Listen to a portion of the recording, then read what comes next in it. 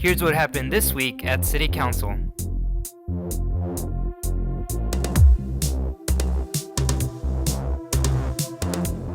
And to give you a recap of what happened during this update, our EP Strong website earned nationwide top honors, being recognized for best practices and new innovations during this pandemic.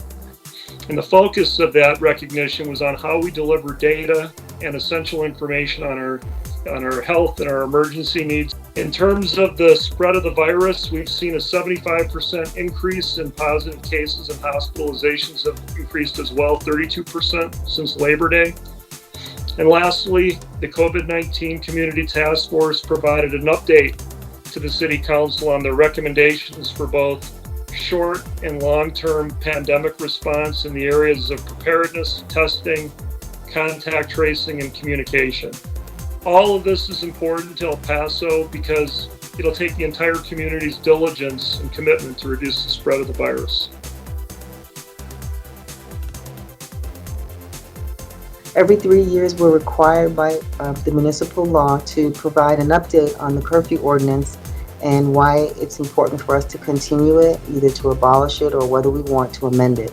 The curfew ordinance has been in place since 1991. The recidivism rate since 1991 to 2019 has gone down. 95% of curfew violators do not reoffend, which is extremely important because that means that they're not getting involved in other illicit criminal activity, and the ordinance is doing what it was designed to do, which is protect our juveniles under the age of 17 and to make sure that they're safe and that they're safely at home.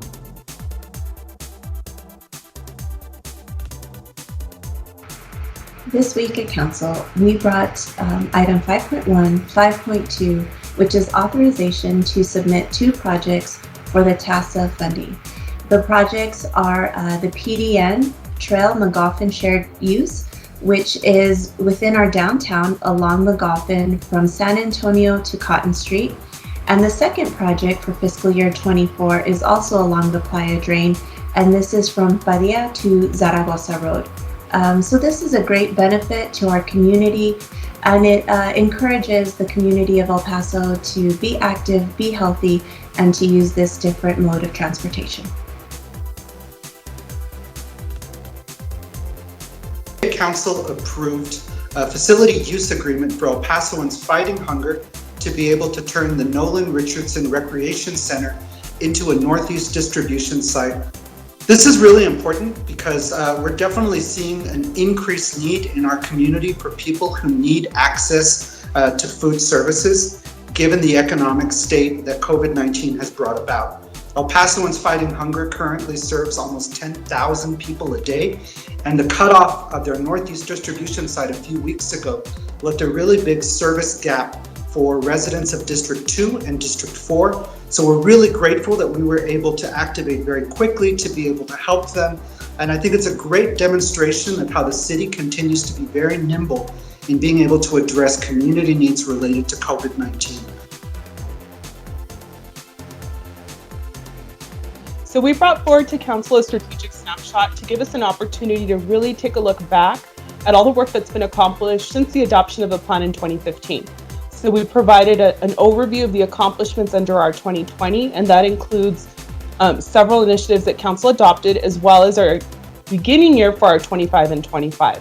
And that's everything from street reconstruction, as well as quality of life amenities. So ensuring year over year that we continue to have a focus on delivering those projects and those improvements that matter to our community.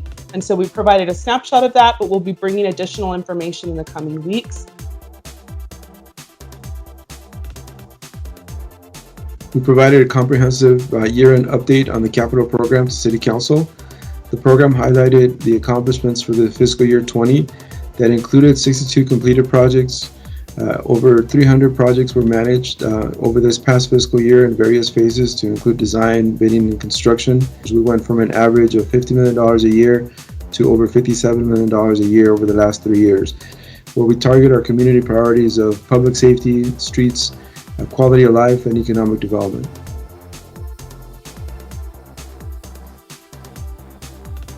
Animal Services presented to City Council our fiscal year report. During the fiscal year report, we highlighted a lot of the progress that we've shown in the past few years, to include our regional live release rate of 93%.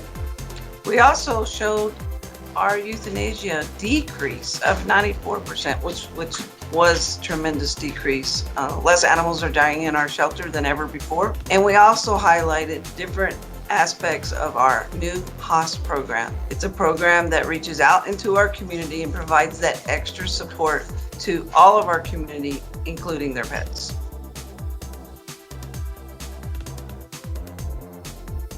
So the council was presented a discussion by the cross-functional team for Veteran and Military Affairs.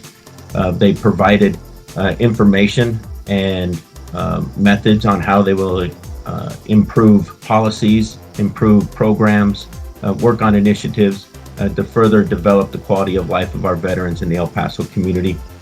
We presented a veterans homeless permanent supportive housing program, a new program called Sun City Bliss. The Human Resources Department presented a new program known as HR for Vets. And lastly, the PIO also presented their Veteran and Military Affairs website.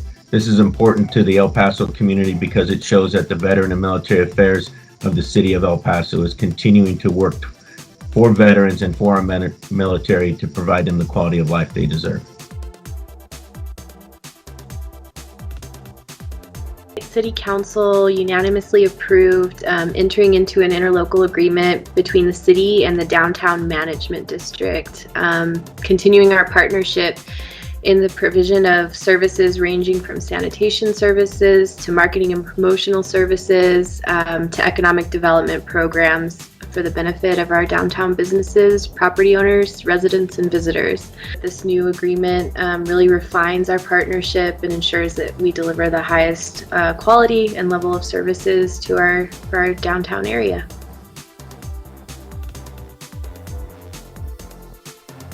City Council approved a advanced funding agreement with TxDOT, between TxDOT and the city, that outlined the funding mechanisms and the funding amounts for the widening of Rojas. What this means to the community is this shows and reflects our commitment to our community in support of our infrastructure to provide a great connectivity and great transportation network for quality of life and economic development.